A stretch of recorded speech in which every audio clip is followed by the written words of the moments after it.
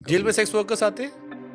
हाँ। कैसे? किसी की डिमांड पे? अरे नहीं, sex worker as a criminal आते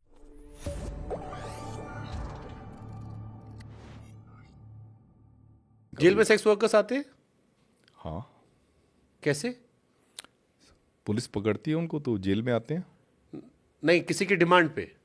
अरे नहीं नहीं, उस पे नहीं, मैंने sex worker as a criminal आते क्योंकि हैं। कई सारे केसेस में दिखाते हैं ना, जैसे हमने आपकी सीरीज में भी था कि बाहर से लोग मिल सकते थे एक जमाने में, बाहर से बुलाते थे। एक नेताजी का भी इसमें दिखाया गया है कि वो अपनी महिला प्रशंसकों को बुलाते रहते थे। इसमें क्या था कि देखें, अब जो है ना ये चीज़ें काफ़ी खुल रही हैं। पहले क्या होता था, चार्ल्स सोबराज का मैंने लिखा उसमें कि चार्ल्स सोबराज जेल स्टाफ को जो है, जेल सुप्रिंट और जो कमांडिंग स्टाफ है, उनको डरा धमका के उसने कोई डिक्टाफोन में उनका जो है कुछ रिकॉर्ड किया हुआ था। उनको डरा धमका के वो जो है उसकी जो मिलने वाली लेडी वो आती थी, उसकी फ्रेंड्स आती थी, तो कहते हैं कि सुप्रिंटेंडेंट जेल के जो एंटी रूम होता है उसमें वो बैठ के वो मुलाकात करता था। ये हमने सुना है, पर हमने अगर मेरे टाइम पे होता नहीं, वो बिल्कुल एक ना। आपकी किताब के सहारे वो नेताजी वाली जो बात लिखी गई है, एक नेताजी कैरेक्टर दिखाया गया है। हाँ नहीं, ये इसमें देखें क्या है। और चार्ल्स, चलिए मैं चार्ल्स से शुरू करता हूं। हाँ, चार्ल आपका भी क्रश था? क्योंकि मैंने कहीं जहां सुना कि अगर आप लड़की होते तो आप कहते मेरा भी दिल आता चार्ल्स पे। चार्ल्स सोबराज के देखें इतने दोस्त आते थे, हाँ। जो मैं आपको नाम नहीं बताना चाहूँगा। यहाँ पे बड़े बड़े जर्नलिस्ट लड़कियाँ आते थे मिलने के लिए, और ऐसी ऐसी पोजीशन में उसके साथ बैठते थे, क्योंकि मेरा कमरा होता था जिसमें वो मुलाकात होती थी। जो बी क्लास की मुलाकात होती थी मेरे कमरे में होती थी। मैं देखता था कैसे बैठते हैं। बड़े बड़े नामी ग्रामी नाम है जिनको अगर मैं अब एक्सपोज कर दूं तो उनके लिए शायद बहुत मुश्किल हो जाएगा अपनी इज्जत अब तो बचाना। उनके नाती पोते हो गए होंगे। अब तो नाती पोते हो गए होंगे। तो चार्ल्स सोबराज को ना वैसे भी इसको लेडी किलर कहते थे, बिकनी बिकनी किलर। किलर। ये क्या करता था, लेडी किलर मैं इसलिए कह रहा हूँ, मैं जेल की भाषा बता रहा हूँ। बिकनी किलर तो उसका उसमें क्राइम की उसमें दुनिया में नाम था। लेडी किलर मैं इसलिए कह रहा हूँ कि तिहाड़ में उसको काफ़ी सारी औरतें मिलने आती थी। कोई वकील होती थी, कोई प्रोफेसर होती थी, कोई डॉक्टर होती थी। इसको मिले, वो इसका नाम वगैरह पढ़ते थे। उन दिनों में हम क्या करते थे कि जैसे किसी लड़की ने कहा कि मैं इससे मिलना चाहती हूँ, हम प्रिजनर से पूछते थे कि आप मिलना चाहते हो। अगर वो हाँ कर देता था तो मिलवा देते थे। और जो बी क्लास प्रिजनर होता था उसका, जैसे हम बैठे हैं ऐसी मुलाकात होती थी। जो सी क्लास गरीब प्रिजनर, आदमी को जाली लगवा के पिलाते थे, और बड़े आदमी को जो पैसा आप लोग को देता था उसको आप कहते थे सामने सामने मिल लो। हमको नहीं देता थे, रूल कहते थे। उसमें क्या होता था, ग्रिटेड ठीक आयरन। है, आप कह लो। जानती तो दुनिया है किसको दे रहे थे। हाँ, तो उसमें ग्रेटेड आयरन बीच में ग्रिल्स होती हैं। एक तरफ जो है सी, मतलब कैटल, तभी तो कैटल क्लास, सी क्लास कैटल क्लास कहते हैं। तो एक तरफ प्रिजनर है, एक तरफ उसके मिलने वाले। कई बार तो उस बेचारे को सुनाई नहीं देता था कि उसके घर वाले क्या कह रहे हैं। तो ज़्यादातर लोग जो है ये कहते थे कि हमने उसको जिंदा खड़ा हुआ देख लिया, हमारे लिए काफ़ी है।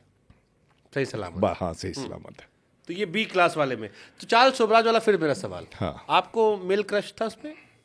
मतलब नहीं, क्या, मुझे लगता है क्योंकि उससे जब आप बात क्यों आप करते थे, इतने फैसिनेटेड थे उसकी पर्सनैलिटी से? जैसे नौकरी आपकी दिला दी थी इसलिए? आपकी जैसे पर्सनैलिटी है, आप किसी से भी बात करोगे आपको हर कोई फैसिनेट हो जाएगा एक आपके होता लिए। है पसंद करना, हाँ कि आप अच्छे लगते हैं। एक होता है आप इतनी तमन्ना आपने कह दिया कि, जब मैंने सुना था कहीं कहते हुए कि मैं लड़की होता तो पक्का मेरा भी दिल आता। हाँ।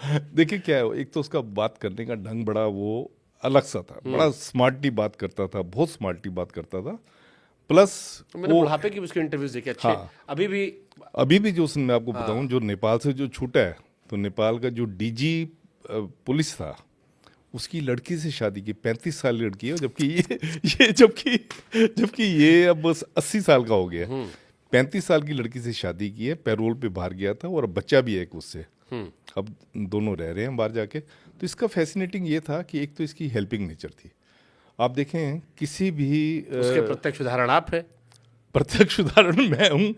उसने मेरी जो हेल्प की थी ना, वो ऐसा नहीं था कि उसने मुझे नौकरी दिलवाई। मुझे जो स्टेट गवर्नमेंट ने सिलेक्ट किया, स्टेट गवर्नमेंट ने सिलेक्ट करने के बाद जो है मैं ज्वाइन करने के लिए गया। आखिरी ठप्पा उसने लगवाया। हाँ, उसने हमारे, अगर आप जेल का देखेंगे ना जो सेटअप है, जेल में अगर प्रिजनर आपकी हेल्प नहीं करते ना, आप जेल को 1 घंटा नहीं चला सकते। 1 घंटे भी आप जेल नहीं चला सकते। सारा काम जेल का जो है प्रिजनर करते हैं। ऑफ कोर्स सुपरविजन जो है इनका होता है, जेल स्टाफ का होता है। आप देखें, आपने टाइप का काम करना है, टाइप का सारा काम प्रिजनर करेंगे। आपने ताला चाबी लगानी होती है, आपको इतनी ताले होते हैं, इतनी चाबियां होती हैं कि वो स्टाफ को पता ही नहीं होता कौन सी चाबी किस ताले में लगेगी। जो प्रिजनर होते हैं फटाफट फटाफट करके जो है बंद कर देते हैं, लॉक आउट करना होता है वो कर देते हैं। ऐसे ही सिक्योरिटी का काम है। अब आप देखें, सपोज इस कमरे की जितना है इतनी बैरक है, कोई उस बैरक में 25 प्रिजनर हैं, कोई 2 प्रिजनर में आपस में बड़ा तगड़ा झगड़ा हो जाता है, वो दांत दूध तोड़ देता है, तो जब तक बाहर से जेल का सिपाही आएगा छुड़वाने के लिए, ताला खोलेगा, क्योंकि रात को तो ताला बंद होता है, ताला खोलेगा, जब तक वो वहाँ पे आएगा तब तक जो हमारे सेवादार होते हैं, सेवादार जो होते हैं जेल के एक हेल्पिंग हैंड होते हैं, वो जाके पहले ही छुड़वा देगा और आपको रिपोर्ट करेगा सब अच्छा जी, मैंने सब कुछ ठीक कर